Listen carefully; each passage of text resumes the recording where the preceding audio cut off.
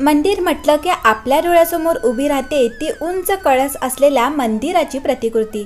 बऱ्याचदा आपण कळस पाहून दुरूनच देवाचे दर्शन घेतो, पण कधी असा विचार केला आहे का की प्रत्येक मंदिराला कळस का असतो? मंडळी, आज आपण मंदिराला कळस का असतो या प्रश्नामागील आध्यात्मिक कारण जाणून घेणार आहोत। मंदिराचा कळस ही मंदिराची महत्त्वाची खूण आहे। आपल्याला दुरूनच मंदिराचा कळस पाहून त्या ठिकाणी मंदिराचे अस्तित्व असल्याचे समजते।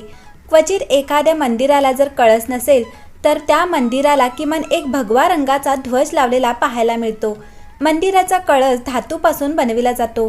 यामध्ये मुख्यतः स्टील, लोखंड, ॲल्युमिनियम, कांस्य, चांदी किंवा सोने यासारख्या धातूंचा उपयोग केला जातो। आपल्या हिंदू धर्मातील सर्व मंदिरांना कळस किंवा भगवा ध्वज पाहायला मिळतो, कारण कळसाशिवाय किंवा भगव्या ध्वजाशिवाय मंदिर हे अपूर्ण आहे।